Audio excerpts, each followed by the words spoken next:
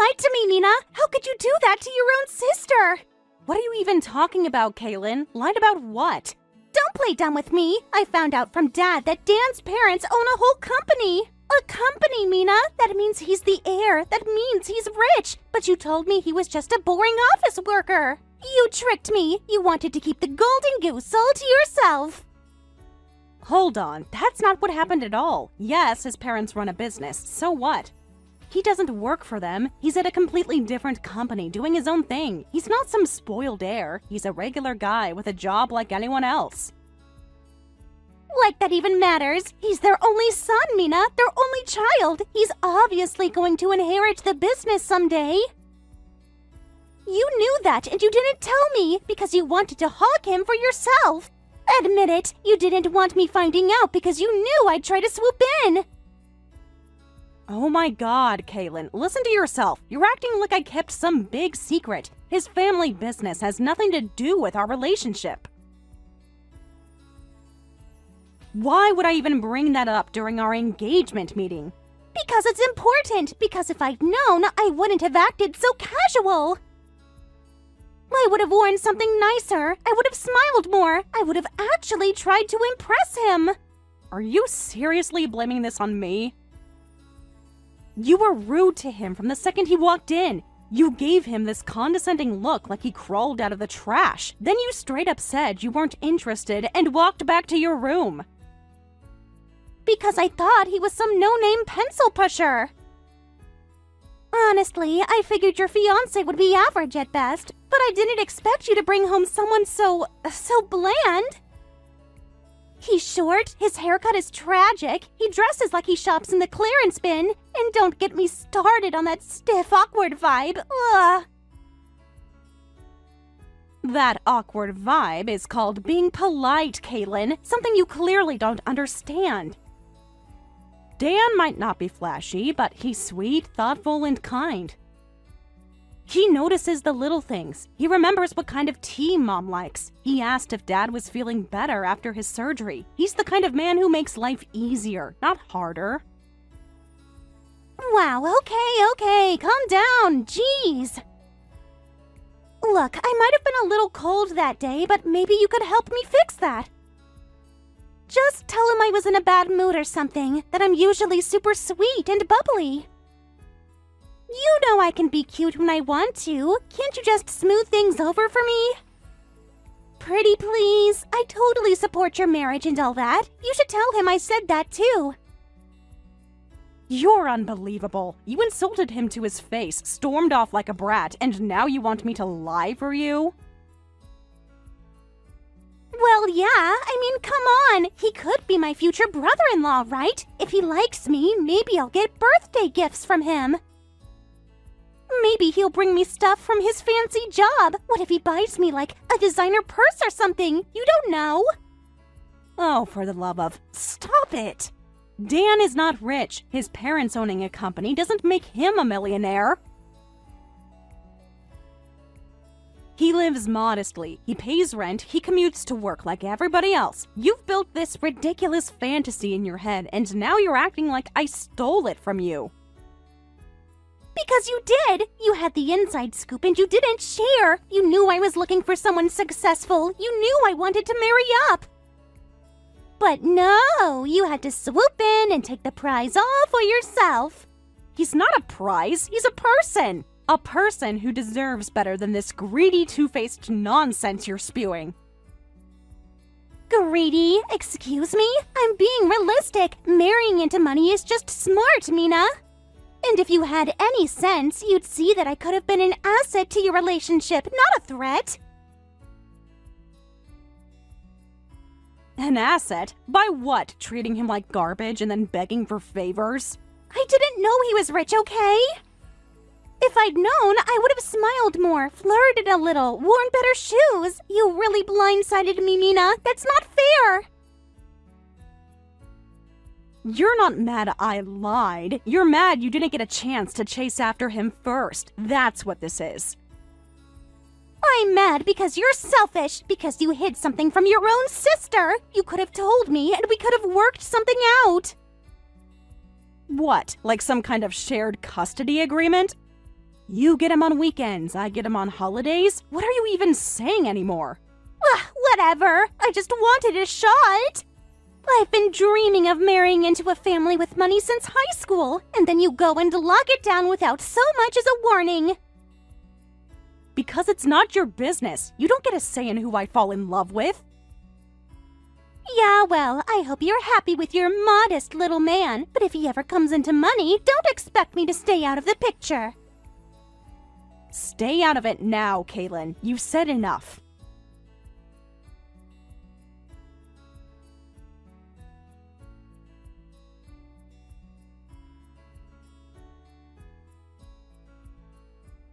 Mina, we need to talk, and I'm just going to say it. I want to break up. I beg your effing pardon? You want to break up? What are you talking about? We literally just started planning the wedding. Did something happen? Did I do something wrong? No, you didn't do anything. You've been fine. But I can't keep pretending anymore. I want to live honestly. I want to be true to what I feel. Don't you dare feed me that be true to yourself crap. I've fallen for someone else. Oh God, no. You've what?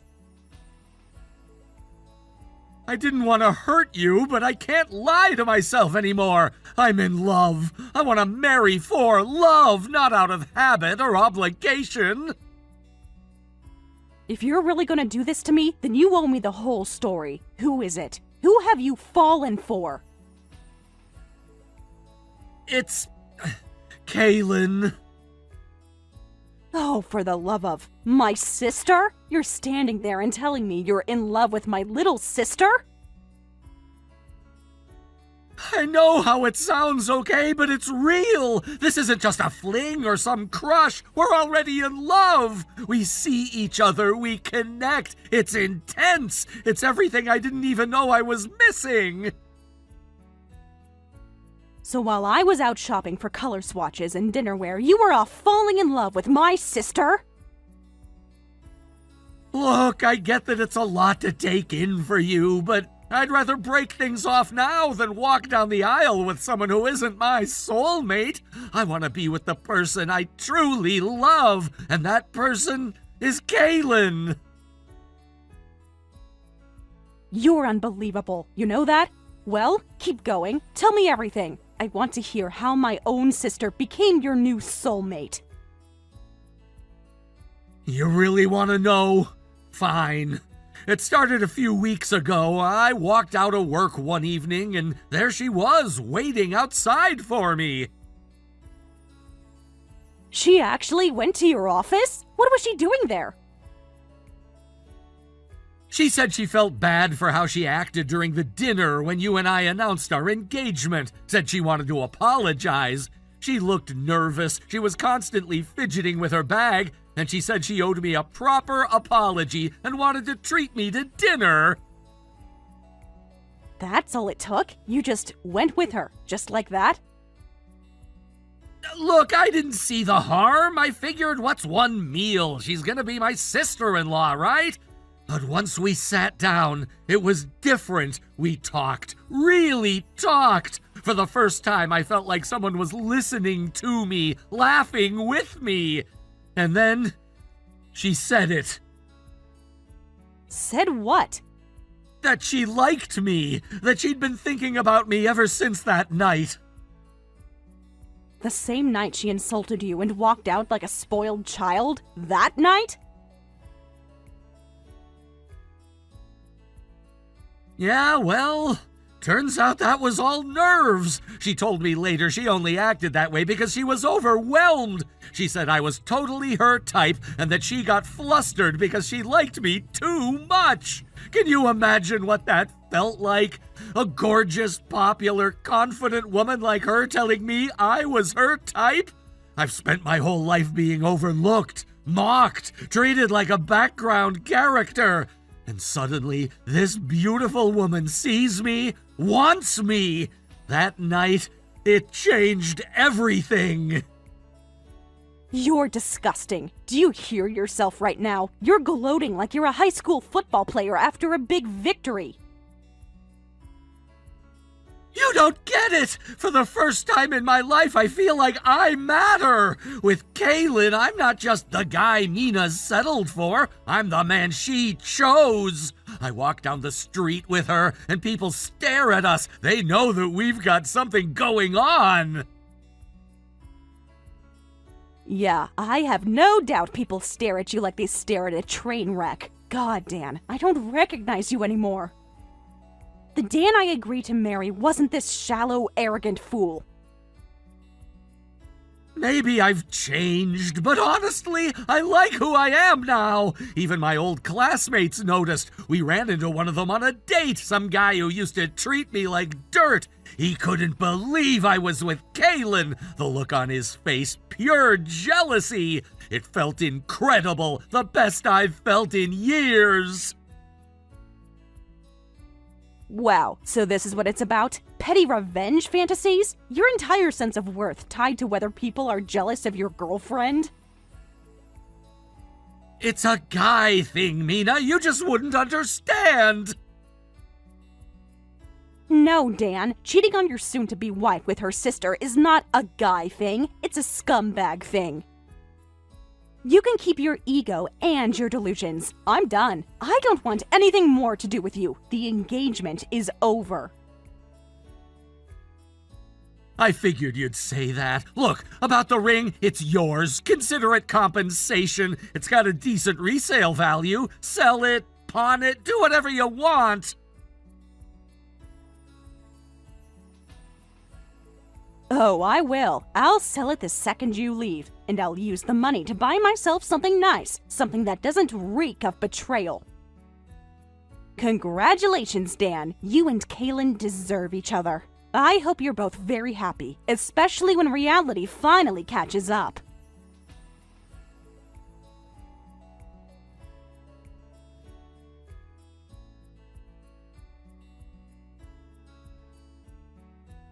Hey, sis, just wanted to say, sorry for stealing your man. Whoops. If that's supposed to be an apology, don't bother. Okay, you're mad. I get it. But look, it's not like I planned to fall for him. It just kind of happened. Kaylin, don't even bother trying to pretend this was accidental. You didn't fall for him. You targeted him. Hey, I'll have you know that I genuinely wasn't interested in him at first. I thought I'd just play the adorable sister-in-law. You know, look cute, act sweet, stay close, maybe score a few presents here and there. But then I realized something. Why settle for the side role when I could go straight for the lead? Being the bride would be way easier for me, especially when it's a guy like Dan. He's like the perfect target. What's that supposed to mean? He's so easy, Mina. He's not used to girls giving him attention.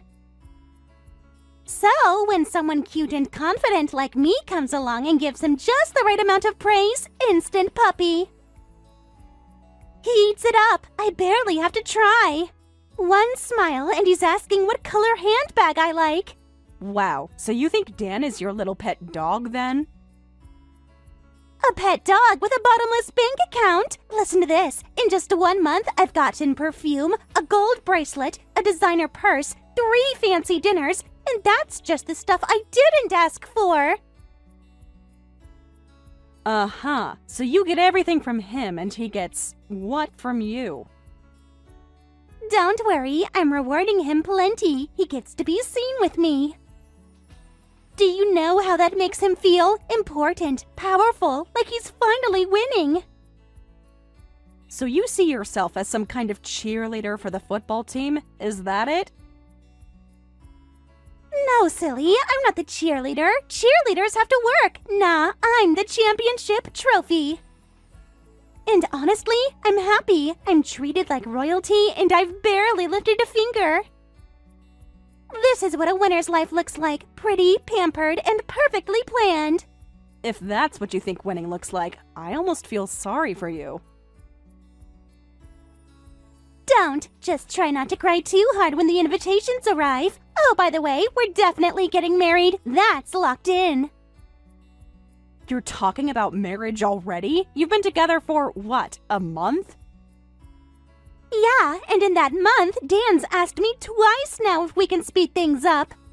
He's the one begging for a quick wedding. He says he can't wait to call me his wife. Isn't that sweet? Sweet is one way to call it. Desperate is another.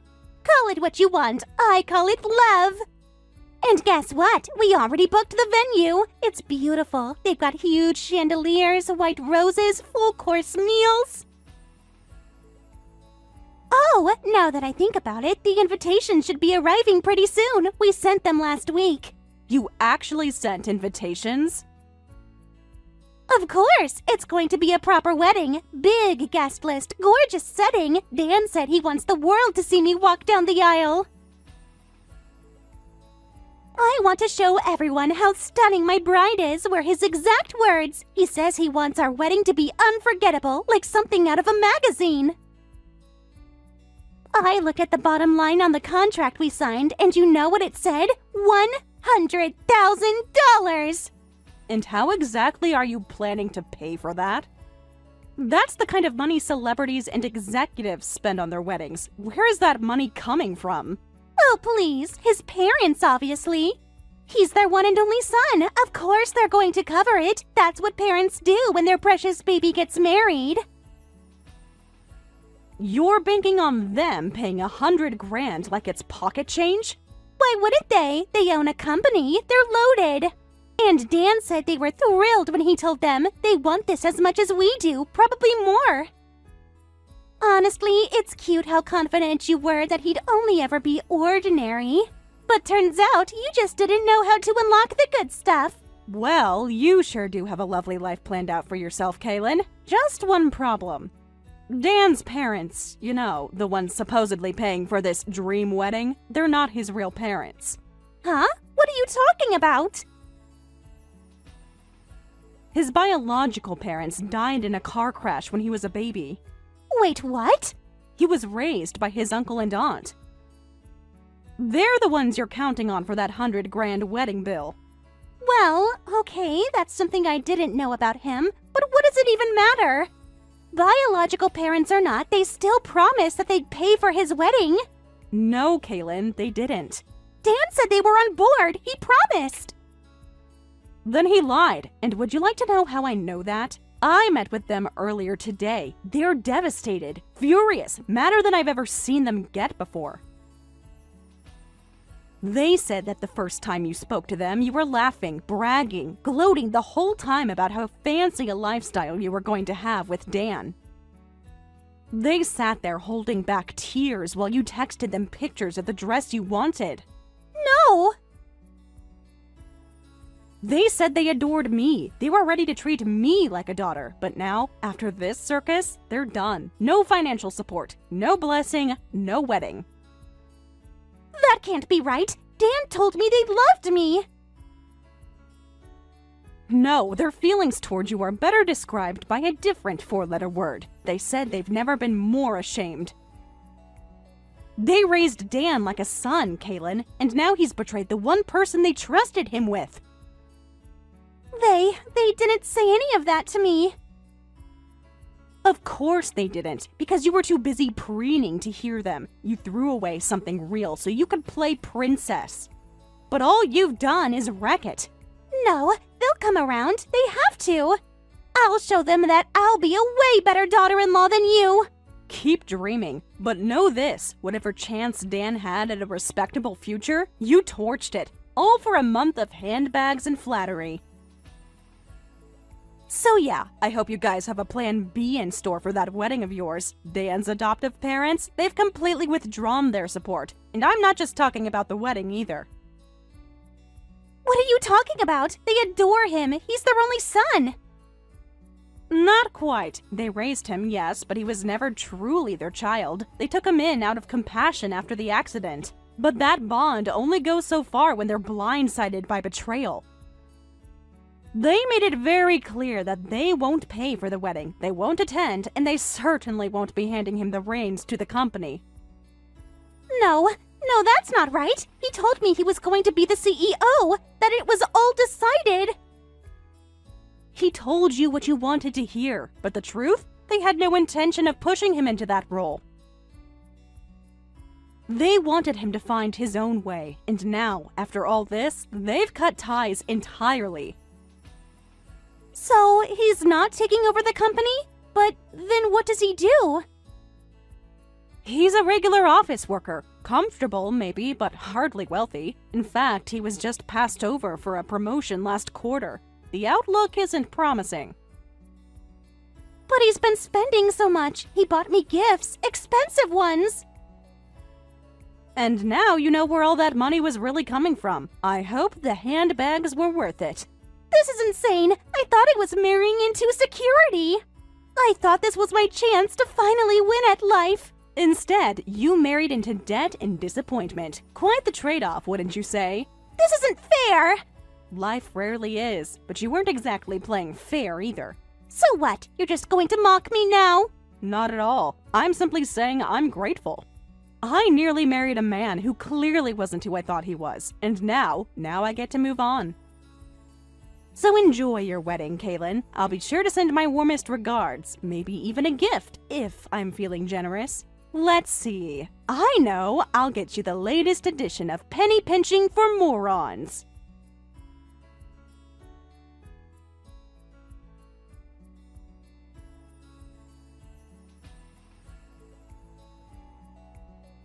Mina! Please, I really need you right now! Kaylin, she left me! And? She said I'm broke, that I'm boring, that she never loved me in the first place. So she finally told you what we all knew. You want sympathy? Go find a hostess bar. I'm not taking appointments. No, that's not what I meant. I don't want sympathy, okay? I need your help just for tonight. Wow, I didn't think you could sink lower, but here we are. Go on. I'm fascinated. Listen, I had this dinner planned with some old classmates from middle school. You remember them? The ones who used to call me names, push me around, total jerks. Yes, and somehow I'm still rooting for them.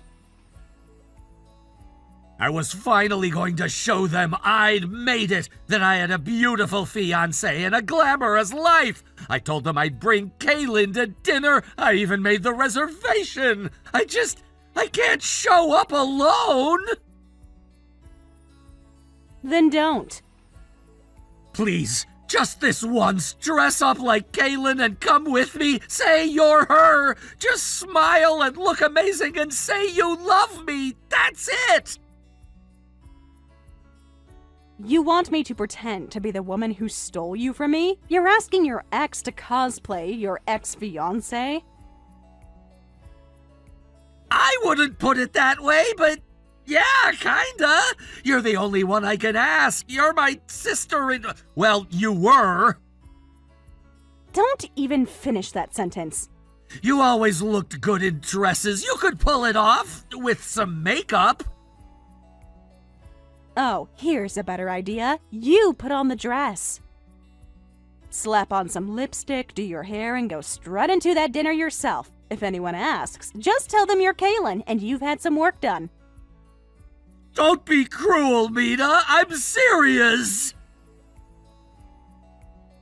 So am I. You cheated. You lied. And now you're reaping the consequences.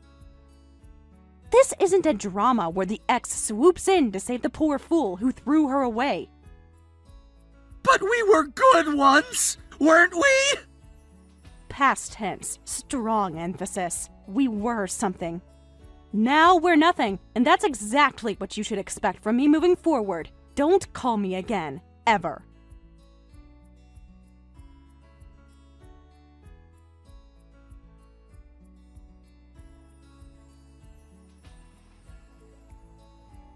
Mina, I need your help. It's serious. I think I'm married to Dan. You think? What do you mean you think? He submitted the marriage certificate. I just found out. I didn't even know he was planning for this. Wait, what? How is that even possible? Remember that friend of his, Kyle? The one who became a legal officiant as a joke in college? Oh no. Yeah, I guess Kyle signed the marriage form, and Dan got a couple of his idiot friends to witness it. Then he filed it, all behind my back. So, you're actually married now? Without even realizing it? That's... wow. Don't you dare laugh! Sorry, I'm just... wow. You really found the one guy who'd trap you into marriage. Congratulations! I didn't agree to this. Isn't it, like, illegal or something? Probably. Sounds like grounds for annulment at the very least. And Dan and his friends probably committed a couple crimes, too. If you can prove it was done without proper consent, you should be in the clear. That's the thing. Dan planned this out. The officiant was legit. The witnesses were real. I have no alibi for the time and date. He covered every angle. So, sue him? I can't. I don't have proof. I'd need a private investigator or something, and those people charge so much. Wow. Well, sucks to be you. Mina, please, you're the only person I can ask. Just a little bit of money. Just enough to start the investigation. You want me to pay to fix your fake wedding? I need you to save my life. You're my sister. Sorry, you don't get to play the sister card after everything you've done to me. So, goodbye, Kaylin. Enjoy the newlywed life.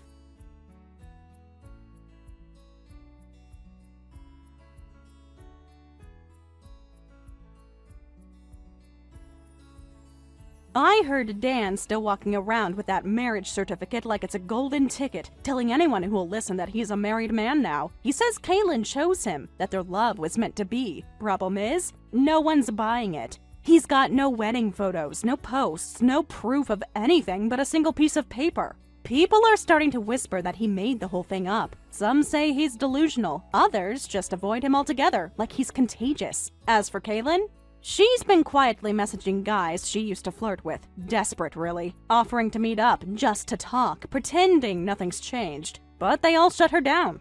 One of them actually told her, "You were just a fling, I don't do drama." Brutal. But not wrong. She even tried to sign up for a dating agency, but they turned her away. Apparently, being legally married isn't great for your dating profile. Last I heard, she was sitting on a park bench with 2 suitcases and no place to go, trying to decide if she should move in with Dan just to have a roof over her head.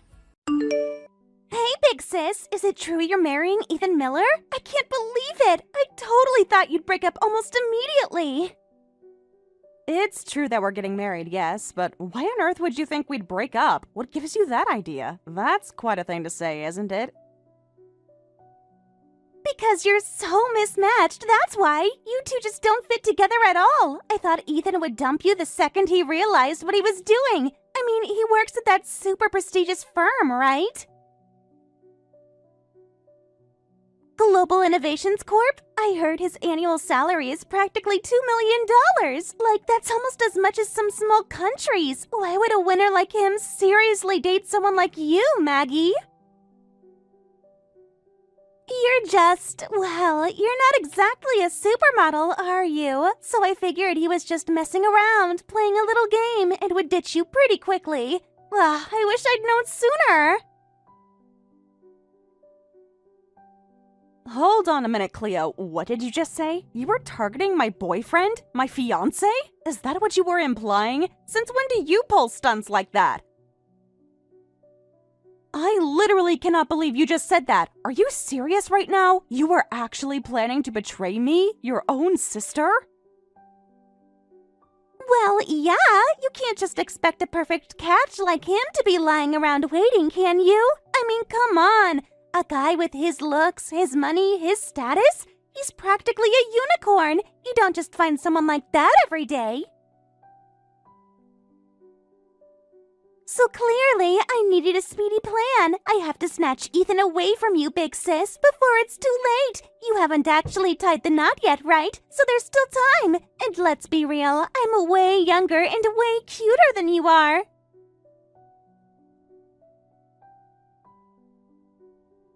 Ethan would obviously choose me if he knew what was good for him. I'd be a much better asset to his public image, too. Think of the power couple we'd make. What on earth are you talking about? You're openly declaring you're going to steal your own sister's fiancé? Are you completely out of your mind, Cleo? That's absolutely insane! Do you even hear yourself? How can you be so brazenly disrespectful, so utterly, fundamentally lacking in any kind of moral compass?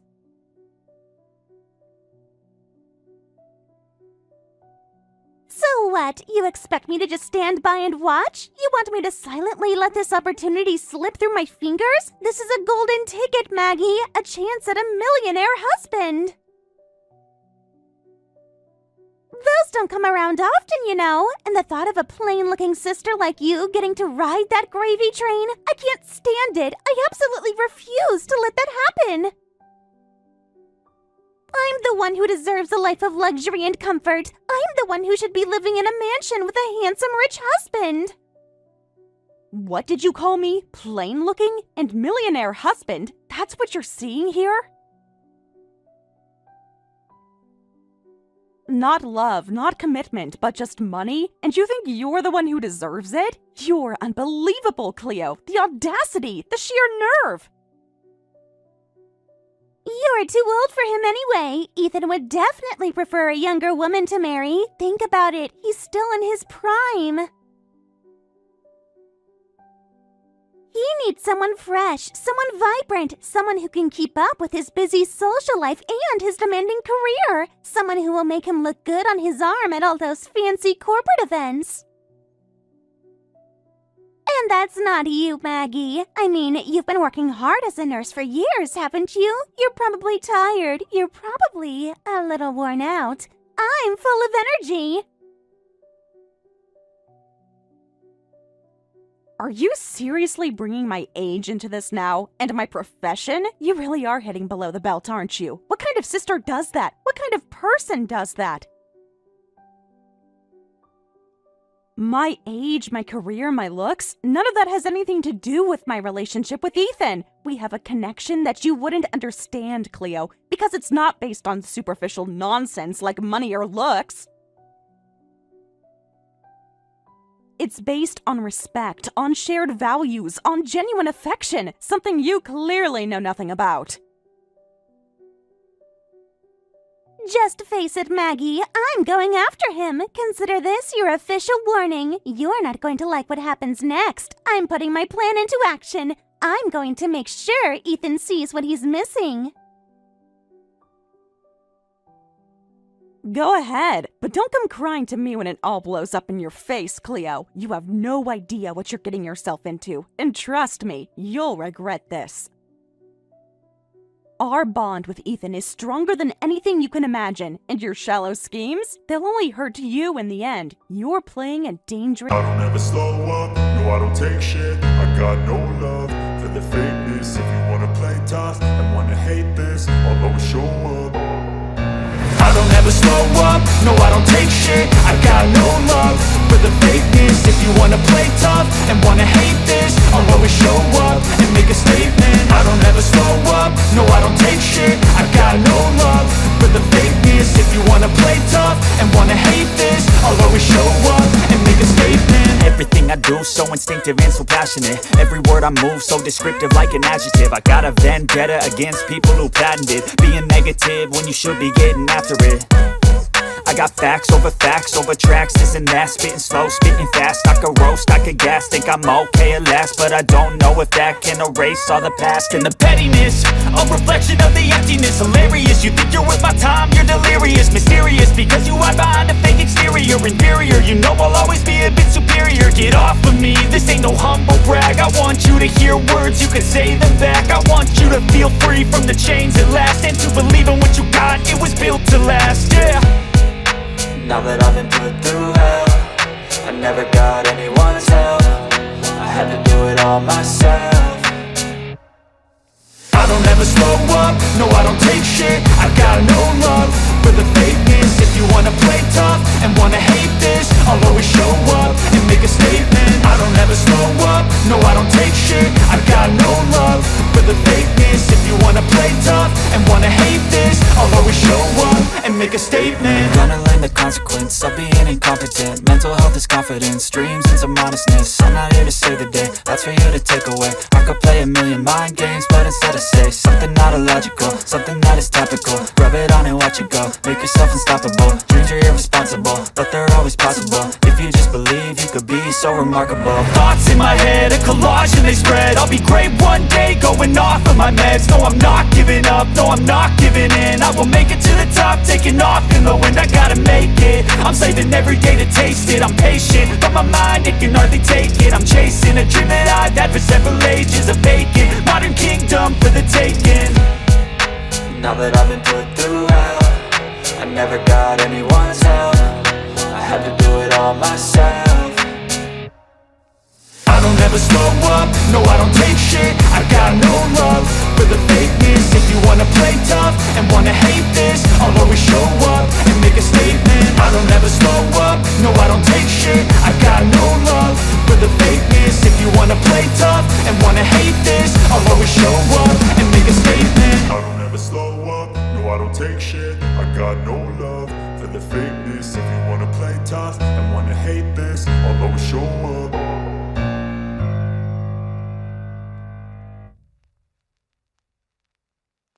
You're kinda homely, but you're rich. That's the only logical explanation. He's just using you for your savings. He's a gold digger. Gold digger? Really, Cleo? Your brain truly works in the most predictable ways, doesn't it? My saving money is indeed a hobby, but to suggest that's Ethan's only motivation? That's beyond ridiculous. What kind of person do you think we are? You honestly can't fathom a connection based on anything other than material gain, can you? It's pathetic, honestly. Well, he probably thought working at a top firm was too tough, even with that huge salary. I bet he got sick of all the pressure and the long hours, so he decided to quit and take it easy, right? And to do that, he's marrying you. He's going to live off your income. He's a leech. He's going to be a house husband, living a life of leisure while you work your butt off as a nurse. That's his plan, isn't it? Ha! Can you believe it? I can't believe Ethan turned out to be such a parasite. I'm so incredibly disappointed. A man who expects his partner to support him? It's so unmanly, so shameful. He's a disgrace to all men. I feel disgusted just thinking about it. You can't talk, you know. Weren't you trying to get close to Ethan precisely because you wanted him to support you? You're criticizing him for doing exactly what you wanted to do yourself. You're such a hypocrite, Maggie. A young, pretty woman like me deserves to be taken care of. It's a natural expectation. That's the way society is supposed to work. I envisioned a life where Ethan would work hard, and I'd be his beautiful, supportive wife, gracing all the fancy parties. That's how it's supposed to be. But for a man to do that, to quit a $2 million a year job and become an unemployed freeloader, that's utterly disgraceful. It's pathetic. I've completely lost all desire to steal Ethan. I'm not interested in him anymore. Not one bit. You can go ahead and marry him for all I care. You deserve each other. Well, it's frustrating to hear you talk like that, but I'm glad you've lost interest. I certainly wouldn't want my own sister trying to steal my precious fiancé. That would have been a truly unpleasant situation, to say the least. Now we can finally have a peaceful wedding, free from your meddling. For a plain-looking sister like you, just getting married at all must be a huge accomplishment, huh? Even if he's jobless, even if he's a freeloader. He's still the one, right? Well, good for...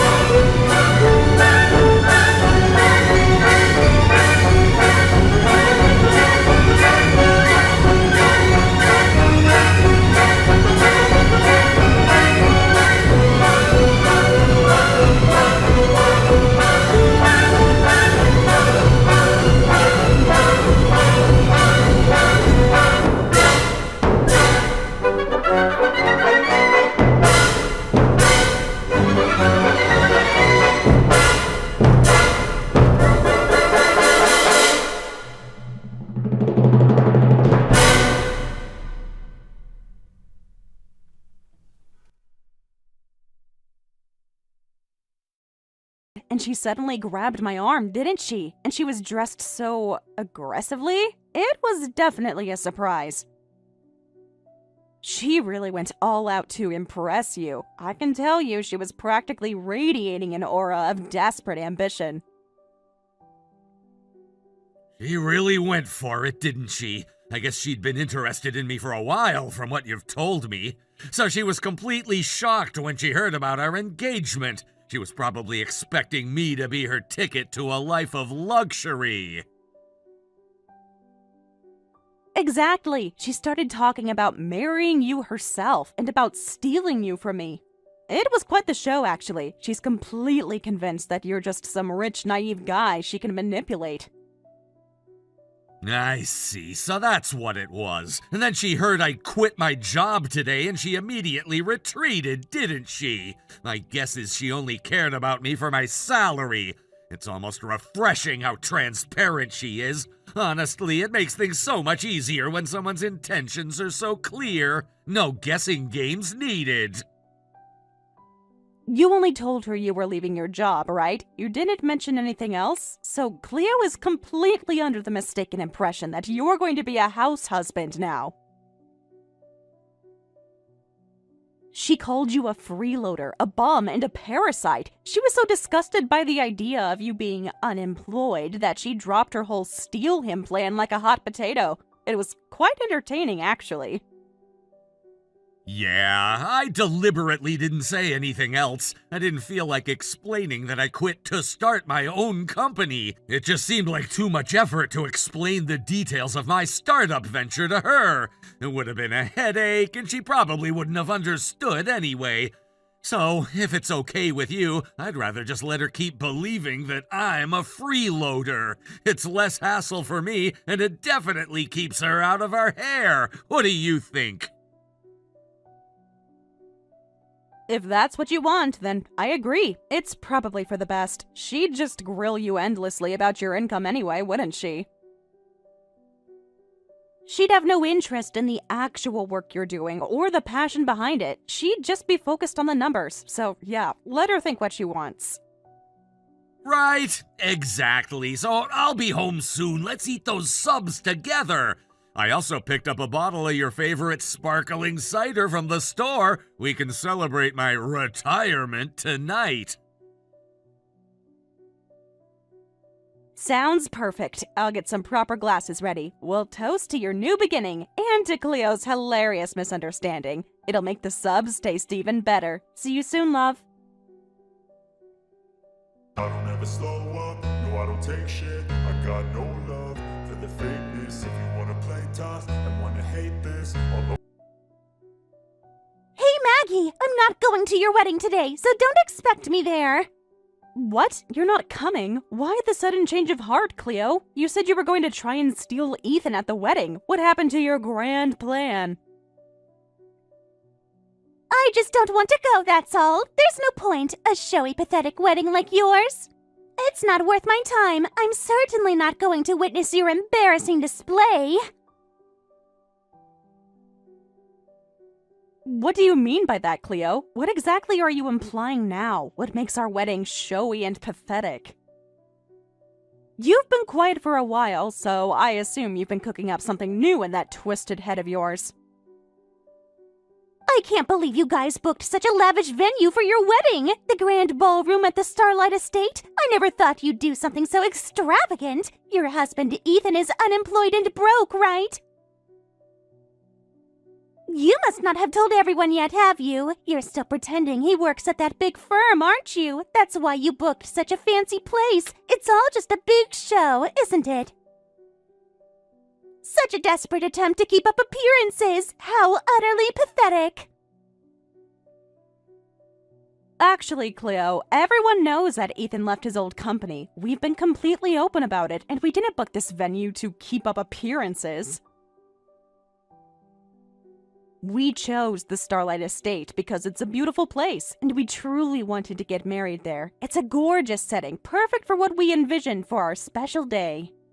It has nothing to do with showing off. Oh, I get it now. So you knew everyone knew, and you booked it anyway, huh? You wanted to make it look like everything was fine, even though your husband's a jobless bum. You just wanted to avoid people pitying you, didn't you? That's why you went overboard with the expensive venue. You forced yourselves to rent it, didn't you? It's just so you wouldn't be the laughingstock of the town. You're so transparent, Maggie. It's all about putting on a facade, isn't it? Pathetic. We're not money-strapped, Cleo, not in the slightest. And this isn't about keeping up appearances. You're twisting everything to fit your own skewed narrative, aren't you? No matter what I say, you're going to insist we forced ourselves to book it. That's just how you operate. Of course you did. That place, the Starlight Estate, it's practically famous. Celebrities get married there. It's a huge, magnificent venue. No matter how much you earn as a nurse, Maggie, you shouldn't be able to afford that easily. You definitely took out a massive loan for it, didn't you? Just to make yourselves look good. How utterly pathetic. You probably piled up tons of debt just for a single day. We haven't taken out any loans, Cleo. We paid for everything ourselves, in full. And no, we're not sacrificing our living expenses or struggling to make ends meet. We're completely fine. More than fine, actually. You can keep believing what you want, but it doesn't change the truth. Ha! You're lying. It's pointless to lie to me. I know how much you're struggling.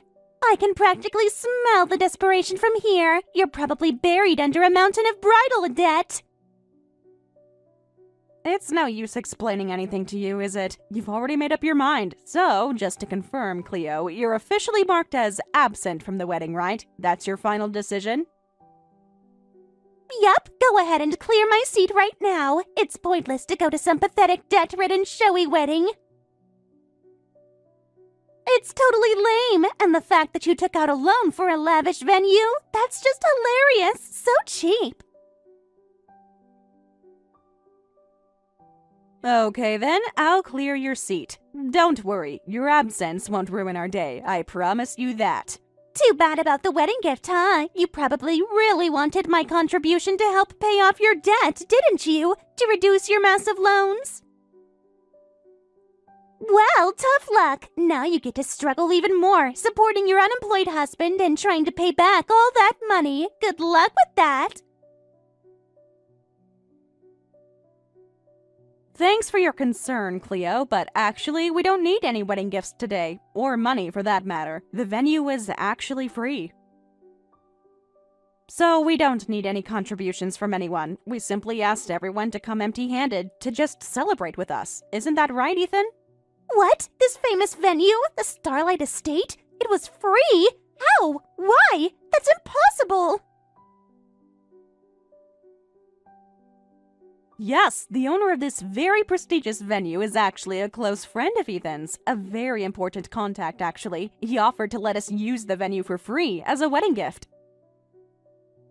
It was incredibly generous of him. So the only costs for the wedding were for the catering and my dress. That's why we don't need any wedding gifts from our guests.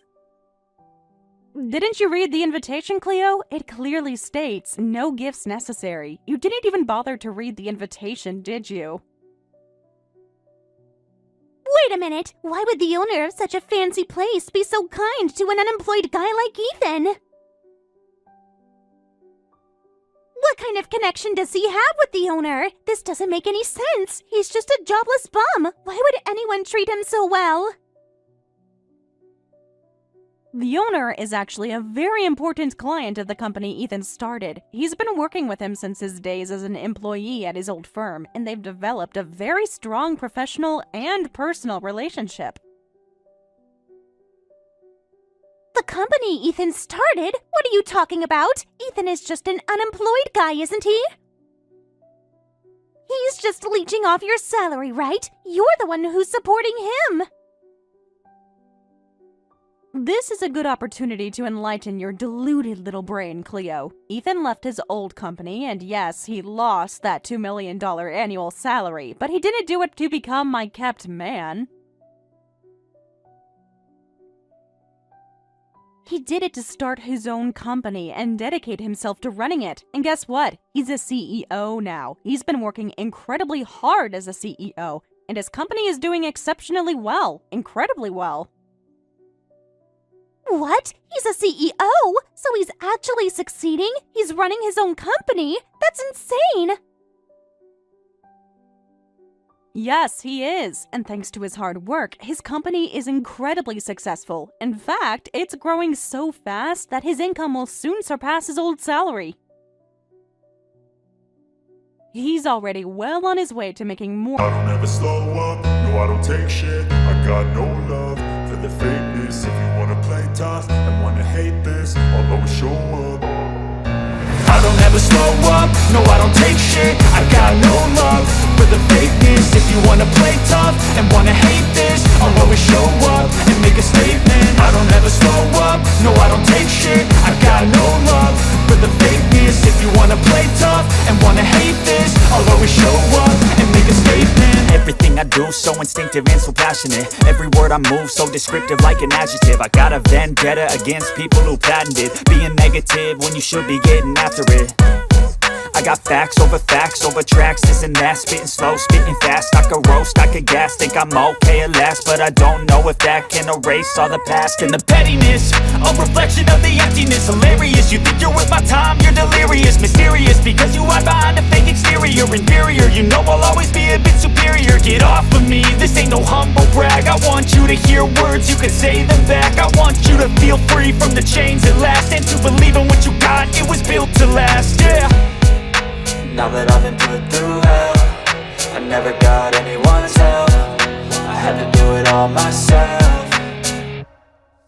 I don't ever slow up, no I don't take shit. I got no love for the fakeness. If you wanna play tough and wanna hate this, I'll always show up and make a statement. I don't ever slow up, no I don't take shit. I got no love for the fakeness. If you wanna play tough and wanna hate this, I'll always show up and make a statement. Gonna learn the consequence of being incompetent. Mental health is confidence, dreams into modestness. I'm not here to save the day, that's for you to take away. I could play a million mind games, but instead I say something not illogical, something that is topical. Rub it on and watch it go, make yourself unstoppable. Dreams are irresponsible, but they're always possible. If you just believe, you could be so remarkable. Thoughts in my head, a collage and they spread. I'll be great one day, going off of my meds. No, I'm not giving up, no, I'm not giving in. I will make it to the top, taking off in the wind. I gotta make it, I'm saving every day to taste it. I'm patient, but my mind, it can hardly take it. I'm chasing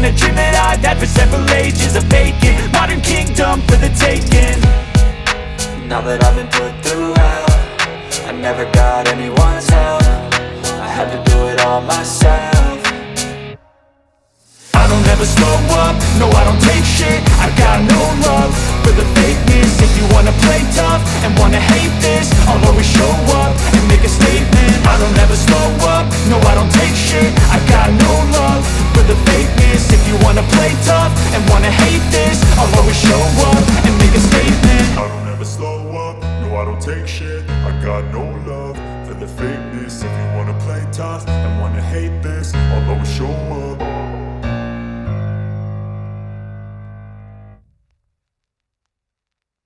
Celebrate with you after all, so you better let me in. That's sweet of you to say, but you're being incredibly demanding as usual. And frankly, your idea of celebrating is quite peculiar. And I'll even give you a wedding gift, even though you said you didn't need one. I'll give you $10,000, even though the average is $30,000. I'm giving you $10,000. That's practically charity, so just let me in already. I need to tell Ethan congratulations myself. I need to see him. All right then, you wanted to talk to me? Well, here I am, and I have something to tell you. No, that's quite enough. Please leave our wedding venue immediately and never contact Maggie or me again. I'm officially cutting ties with you, Cleo, as of today. What? Ethan, why are you saying such awful things to me? You're being so mean. I'm the bride's sister. I came all this way to celebrate with you. Celebrate? Dressed in a white dress like that? What kind of celebration is that? What kind of disrespectful outfit is that for a wedding? How did you know? The venue staff rushed to tell me. They said there was someone outside causing a commotion, demanding to be let in without an invitation. I couldn't believe my eyes! You're wearing a white dress that looks exactly like a wedding gown! What were you thinking? Please, just go home immediately. I don't want someone as rude and inappropriate as you celebrating with us! Don't say that. Just let me in. Let me come closer and see me in this dress, Ethan. You can still change your mind and make me the bride. Please, Ethan. Are you actually serious right now? Are you truly saying that? You're seriously asking me to switch brides? I didn't know you were a CEO. I didn't know you were so successful. Please, Ethan, I'm begging you. I want to marry you and be a CEO's wife. I'd be your perfect trophy wife. I'd make you look good at all your company events. I'd be the envy of all your business partners. Compared to Maggie, I'm way younger and cuter. I know for a fact I could support you and lift your spirits every single day. I'd be your ultimate stress reliever. Even if my company went under and I ended up buried in millions of dollars of debt, you'd stick by me, Cleo? You wouldn't complain even if you had to work from morning till night to pay off the debt? No, of course not. That's impossible. I wouldn't do that. I'm not becoming a CEO's wife just to work myself to death paying off debt. Maggie, on the other hand, immediately said she'd support me. You know, starting this company as a side project, it was just a little bit of fun for me at first. And once you're married, it's not just about your own life anymore. It affects your partner's life too. She knew how much this company meant to me. She told me, if you want to take on a challenge, go for it. I'll face any risks with you. I'll be there every step of the way. So let me ask you again, Cleo. You have no such resolve, do you? You have no commitment? You're not willing to take on any risks or debt, are you? Of course not. I absolutely hate risks and debt. No way. I just want to live an easy, fun life. I'm not gonna marry someone who has no resolve, Cleo, especially not an inappropriate idiot who shows up at a wedding in a white dress like that. If I married someone like you, my clients would think I was an idiot too, and they'd all leave. Are you calling me an idiot? Our wedding ceremony is still going on.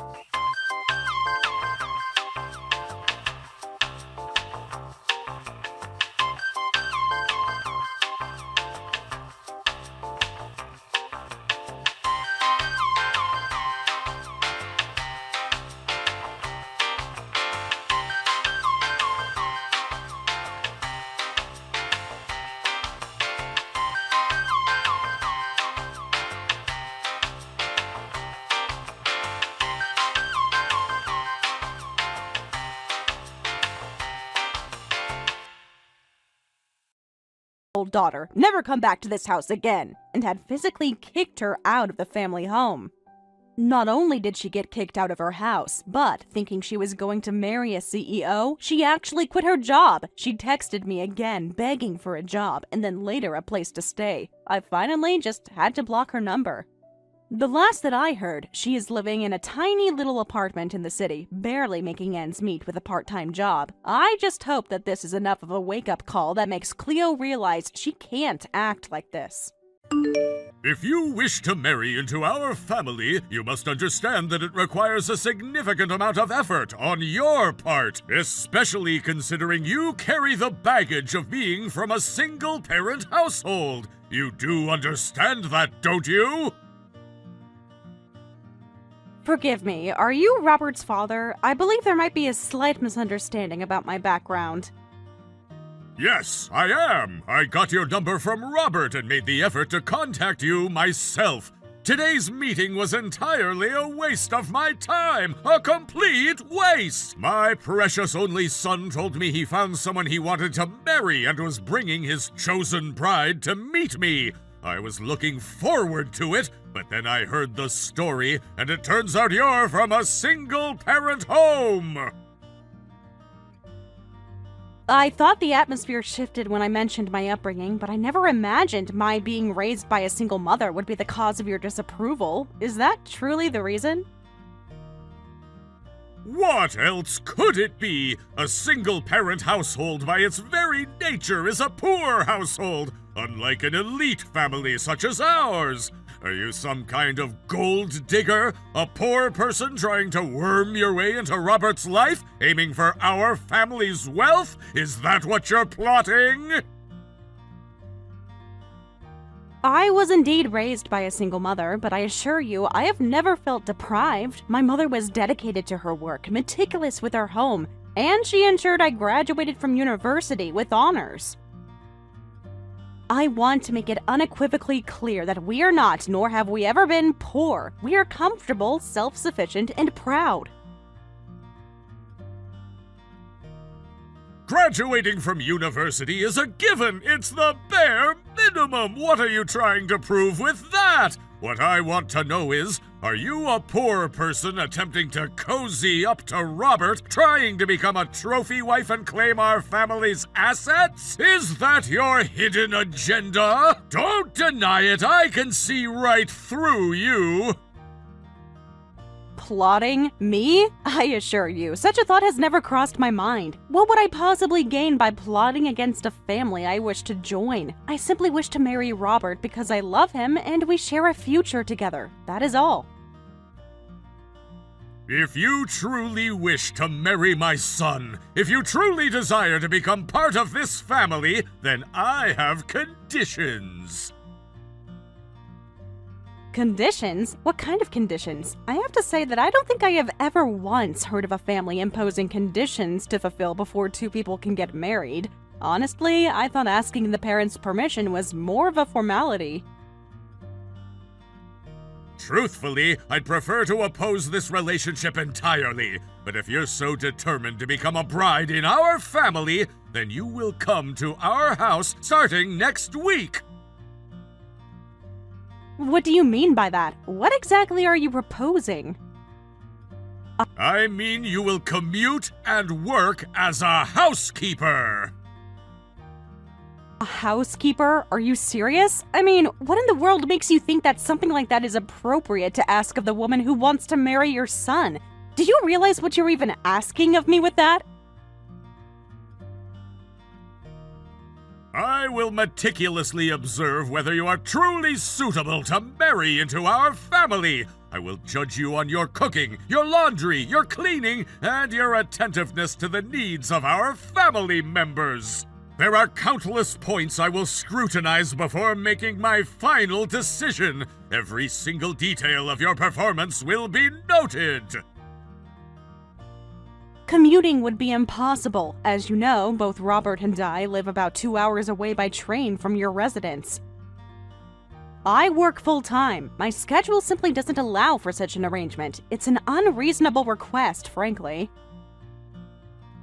I am giving you a chance to marry my son! A chance you do not deserve by setting these conditions! If you cannot meet them, then I will not permit the marriage. Is that what you're asking? Is that your stance? Because if so, you're making a grave mistake. Are you saying that my acceptance of your conditions will determine whether you grant your permission for us to marry? And if I cannot fulfill these specific demands, the marriage is off? Because, if that is the case, then I think that is just completely out of pocket and entirely inappropriate. I mean, really, I have never, ever heard of any future father-in-law treating their future daughter-in-law like this. This is just absurd. That depends on your approach, doesn't it? By the way, there are other conditions as well. Many more. Aside from commuting and working as a housekeeper, there are more conditions? What else could you possibly demand? 1 year. In 1 year, you must acquire enough medical knowledge to be a suitable wife. Someone who wouldn't embarrass us anywhere. You must be well-versed in medical terminology, procedures, and the latest research. You need to be able to converse intelligently with any medical professional. Why medical knowledge? I'm not a doctor. I don't understand why I should have to learn medicine just to marry your son. He has his career, and I will have my career, and I think it's perfectly fine if we're our own separate people.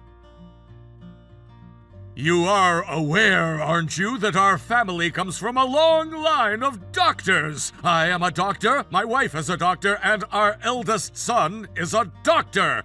His wife is a nurse, and Robert, your fiancé, works with medical equipment. You knew all of this, didn't you? Yes, I am aware of your esteemed family's medical background. I respect it greatly. Our youngest daughter works in pharmaceuticals, and her current boyfriend, I believe, is also a doctor. Everyone in our family has medical knowledge. Therefore, as a bride marrying into our family, you simply cannot manage without medical knowledge. It's essential for fitting in and contributing to our conversations and understanding our lives. You would be completely out of place. And are there still more conditions? What else could there possibly be? I mean, really, don't you already see how inappropriate it is to be making these kinds of demands of me? I just have never ever heard of someone treating another person like this. I'm not some servant or some new hire. I'm the woman who wants to marry your son. Can't you see that? Yes, there are still more. You must learn the manners appropriate for our busy household and eradicate any trace of your single-parent upbringing. Your table manners and your general demeanor. A poor person is easily identified by those. It would be an absolute disaster if anyone found out that our family's new bride was from a poor background. It would stain our reputation. But I am not poor, and my mother instilled excellent manners in me. I believe I conduct myself with proper decorum. Lies! From observing your dining habits today, I could smell the stench of a poor person all over you. It was quite obvious to me. I don't believe my manners were incorrect at all, actually. I was very careful. My mother always taught me to be polite, but she made sure to teach me not to take that too far and just let people walk all over me either. And finally, you will cut all ties with your mother. You will not invite her to the wedding. She will have no part in your new life. Wait a minute. You can't be serious. My mother? Cut ties? That's truly too much. That's unacceptable. A wedding without both parents present is essentially announcing to the world that you're from a single-parent household, isn't it? It's like a public declaration of your unfortunate upbringing. We will arrange stand-in parents for you if necessary. This is a condition. There will likely be more conditions in the future, all of which will be dependent on you. Whether you accept these conditions or not, that's entirely up to you. You should think very carefully about your decision. That is, if you truly wish to marry my son.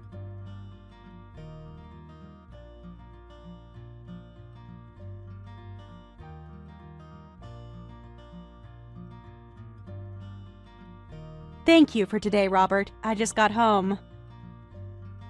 You too, love. Thanks for coming to meet my folks. It was good to get it out of the way. I'm just outside your apartment now.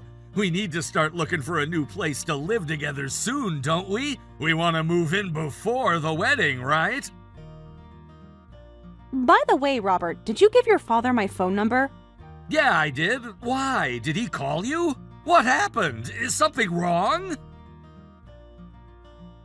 I was debating whether to tell you this, Robert, but it seems our marriage won't be as smooth as we hoped. Just take a look at this. What is this? This is the conversation with my dad? Yeah, that sounds just like him. I honestly didn't expect him to put conditions on our marriage. I mean, I'm shocked. And to be honest, I can't agree to these conditions. It's just too much. You can't? Why not? I thought you'd be upset, but are you saying you don't agree with my father? Why not? What do you mean, why not? He wants me to commute to their house and to be a housekeeper starting next week. That's impossible. It's completely unreasonable. You think it's impossible? Dad just wants to test your love, Alice. He wants to see how much you're willing to do for me, for us, to show your dedication. Test my love? It feels more like he's throwing impossible demands at me to prevent our marriage from happening at all. Or what, Robert? Are you implying that I don't want to marry you? Is that what this means to you? Why would you say that? Of course you want to marry me, don't you? Because if you can't even agree to these simple conditions, then it makes me wonder if you truly want to be my wife. Simple conditions? You call them simple conditions? Becoming a housekeeper, learning a full medical degree in a single year, and cutting ties with my mother, the woman who raised me and sacrificed everything for me? Those are not simple conditions, Robert. They are impossible. They are cruel.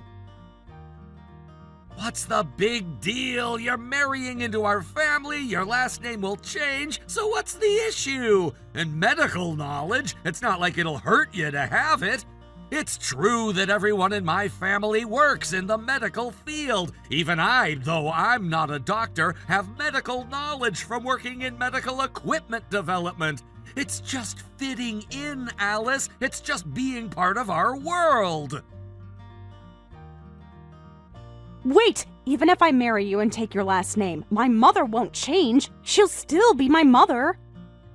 Are you actually implying that you won't care for my mother once we're married? That you'll just abandon her? Is that what you're saying? I didn't say that. Dad just means he wants to have a conversation with your mother. And since your last name will change, it's natural that your position would also change, even if just a little. And the housekeeper thing, that's just a test of your domestic skills. If you're lacking, Mom can teach you. It's like bridal training, that's all. What's the big deal? Bridal training? I don't mind bridal training in principle, but starting next week, every day, commuting 2 hours each way as a housekeeper? That's impossible. That's what I'm saying. It's a completely unrealistic demand. It's not that impossible. It's not that big of a deal. You're making a mountain out of a molehill, Alice. You're just being dramatic. You're kidding me, right, Robert? You actually think like that too? You truly believe these are not big deals? If you want to marry me, you have to put in this much effort. It's the least you can do. Effort? Is that what you call it? It's not about effort, it's about fundamental respect. The fact that I'm from a single-parent household is true, and the fact that I don't work in the medical field is also true. If you want to marry into our family, a family of doctors, then you should just accept these things. These are my circumstances. You should accept me for who I am. Accept you? I'm already accepting you. I came to your house to pick you up today, and I drove you all the way home. I'm an amazing boyfriend, aren't I? I'm being perfectly reasonable. Robert, I have one question for you. Do you look down on single-parent households? Do you believe that I, having been raised in a single-parent household, am somehow beneath you? It's not about your mother personally or anything like that, but it's a fact that you grew up in an incomplete family. So it's only natural that you'd be inferior to me, someone who grew up in a perfect family like ours. It's just the way it is, Alice. You can't change your past. Inferior? Did you really just say that? I mean, I don't even know how I am supposed to be responding to something like that. But if you think that using that kind of language is remotely appropriate, then I think you really need to learn some manners. Oh, but don't worry, Alice. Even though you're inferior, I'm still going to marry you. I'm a good guy, see? And I'll even subtly tell my dad not to be so mean to his new daughter-in-law. How's that, see? I'm on your side. I need some time to think about this, Robert. About our future. Everything. Thinking won't get you anywhere, Alice. It's not gonna lead to a good answer. You should be using your brain to figure out how many of Dad's conditions you can accept and how you can maximize your efforts to meet them. That's what you should be focusing on. Well, gotta go now. Talk later.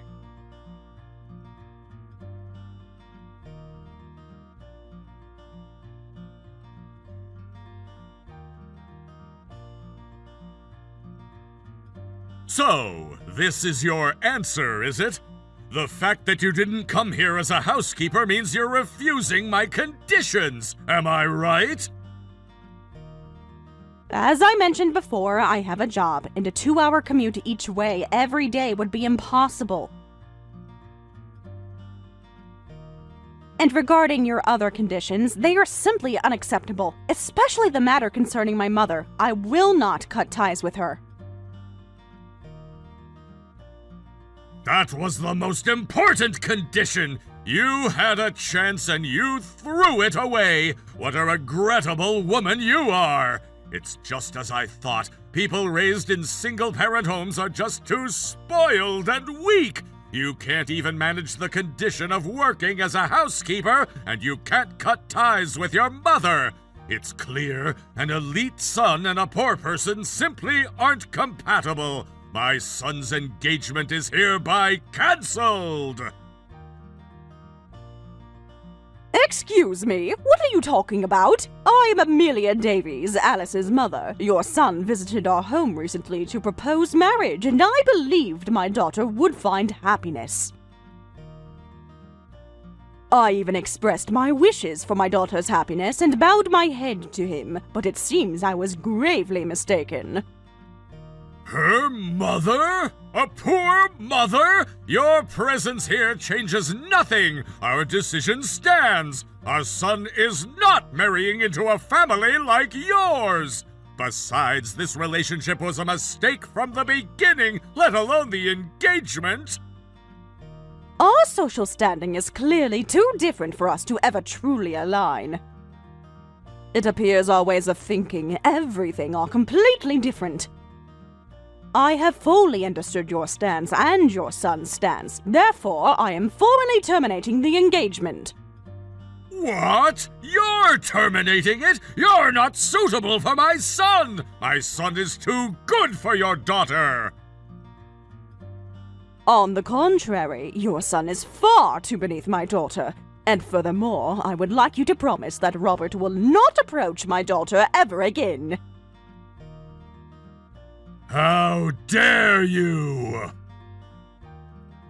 I anticipated you would say that. That's why I've already revoked it. Revoked what? What are you talking about? Oh, you weren't aware? Your son, Robert, was scheduled to transfer from his current medical equipment company to my company. Transferring to your company? What? Yes, my company offers twice the salary of his current position, you see. I apologize for the delay in introducing myself properly. I am Amelia Davies, CEO of Evergreen Medical Solutions, a leading medical equipment specialist. CEO? You're a CEO? That's impossible! A poor single-parent household? You said you were just some single mother! Did my daughter ever say that? Did she ever imply that we were poor in any of our past communications? From our previous conversations, my daughter made it abundantly clear that she was raised without any hardship. She told you we were comfortable. Did you choose to simply ignore that, or did you make assumptions based on your own prejudices? Evergreen Medical Solutions? Isn't that a nationally renowned medical equipment manufacturer? The CEO of that company? And that woman is her mother? That's right. That's the company that I am the CEO of. But regardless, the engagement has been broken. And as for Robert, as promised, he will no longer be involved with my daughter. So it seems our paths will not cross again. I apologize for making contact so abruptly and for airing my grievances via text message. I understand it's considered very ill-mannered to express oneself in such a way. However, I merely followed your own methods of communication, didn't I? So please do not take offense. Now, if you'll excuse me.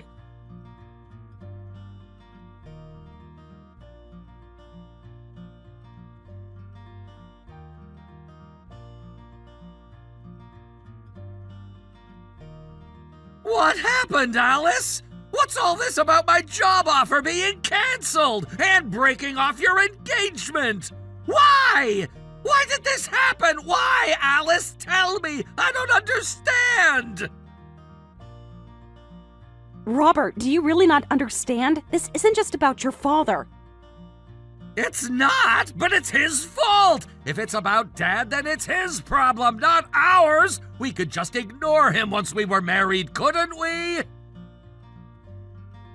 It's not just your father, Robert. Regarding your job offer being canceled, my mother made that decision because your father told her not to involve herself with us. She took his words very literally.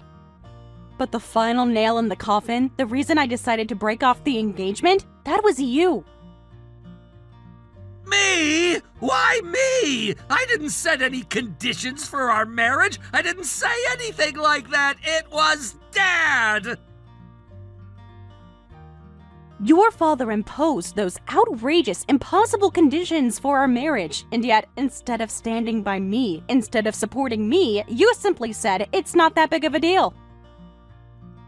You said it was not that big of a deal that I was told to commute 2 hours each way every day to be a housekeeper. You said it was not that big of a deal that I was told to acquire 6 years of medical knowledge in just 1 year. And most importantly, you said it was not that big of a deal that I was told to cut ties with my precious mother, the woman who raised me alone and gave me everything. You told me I should just accept it. You should have just pretended to go along with it. That would have satisfied Dad. That's all he wanted, just a show. And how would that satisfy me, Robert? How would that satisfy my mother? What good would it do to satisfy someone who looks down on me and my mother? You said nothing to your father, did you? You just stood by while he insulted me and my mother. You just let it happen. That's when I understood. Understood what? What did you understand? I understood that no matter what happens, you would never be on my side. I understood that even if more conditions were added in the future, you wouldn't do anything to help me. How could I ever believe we could function as a married couple like that, Robert? That's not a partnership. That's just me enduring.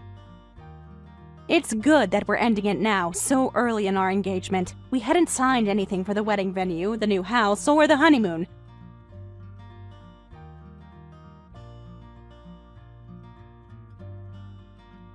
Thank goodness! It would have been incredibly messy if money had become involved. Wait a minute. I don't agree to this. I'm not accepting this. And anyway, the only reason I even decided to marry you was because I thought your mother was the CEO of a medical company. I thought it would make things easier for me. So, breaking off the engagement and losing my job offer now? What was the point of me dating you all this time? What a waste! Oh, I see. So it wasn't me who was the gold digger, was it? It was you. Just do something about my job offer being canceled! Please, Alice, you have to help me! My mother always says that our company doesn't need people who look away from the core problem when things get tough. She also says that a company dealing with medical equipment has no place for irresponsible individuals. What am I gonna do? I already submitted my resignation to my old company, telling them I was transferring! I'm gonna be unemployed! You knew my mother was a CEO, didn't you? And yet you didn't help me when your father told me to cut ties with her. That's your mistake, Robert. Goodbye.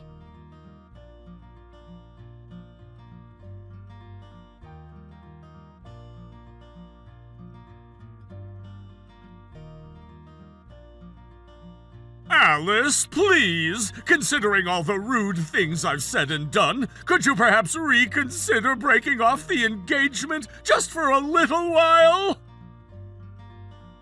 What on earth do you mean, suddenly doing a complete U-turn like this? The engagement is already broken. I don't believe we'll have any further dealings, Mr. Peterson. I've been removed from the promotion race at the hospital! My career is over! The promotion race? What happened? I made my subordinate doctors and residents write numerous research papers, and I published them all under my name! I finally managed to get my name on the list for the internal promotion race, and just when I thought my career was taking off, I was demoted! And the chief of staff even gave me a formal reprimand! This is a complete nightmare!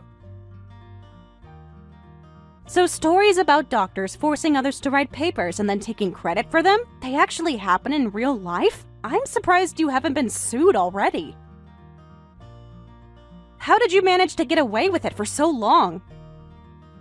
The hospital has a strict hierarchy, you see. That's how it is in the medical world. It's exactly like something out of a drama. My son lost his job offer and is unemployed. He's blaming me. And my wife is already writing me off. She's talking about dividing our assets and getting a divorce while she still can. How did this happen? All because I opposed my son's marriage? How could this possibly happen? Your wife probably had a lot of pent-up resentment, Mr. Peterson. As for your career, I can't comment on the specifics. However, my mother is quite good friends with the chief of staff at your hospital. What? Your mother? My mother actually studied medicine at university, but during her residency, she became more interested in medical equipment than becoming a doctor, so she took over my grandfather's company. And apparently, her friend from medical school is your current chief of staff. I never heard anything about that! Well, perhaps your friend, the chief of staff, told my mother everything when she heard about your behavior, didn't she? Your condescending attitude, your absurd conditions for marrying someone based on their upbringing? Especially since the current chief of staff's policy is to create a system where everyone receives equal medical care. They believe in equality. Someone like you, who looks down on others based solely on their background, goes against their policy. They could have fired you immediately, couldn't they? Yet, they merely reprimanded you and are guiding you? That's a truly kind chief of staff, especially since the reprimand was given by someone much younger than you. And it was all your fault anyway. No, this can't be happening. I'm supposed to be in charge. I'm supposed to control everything. How did it all come to this? I don't understand. That has nothing to do with me, Mr. Peterson. So, if you'll excuse me.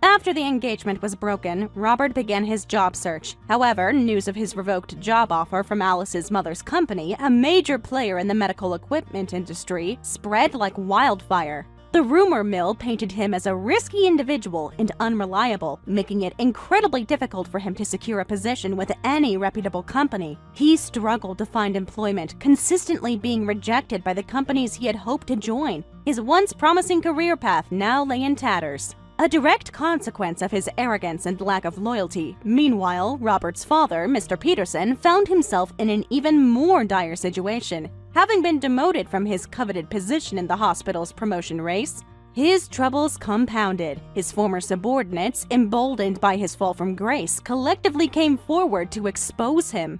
They revealed that numerous research papers published under his name were, in fact, ghostwritten by them, a blatant act of academic fraud. This widespread accusation further jeopardized his career, pushing him into an even deeper crisis. It was clear that it was only a matter of time before the chief of staff, already aware of his unethical practices, would take further, more drastic action.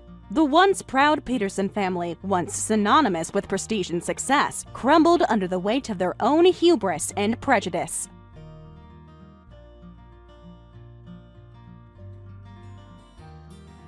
Thank you for watching all the way until the end. If you felt good after watching this video, please like the video. If not, please leave a comment and give us your feedback.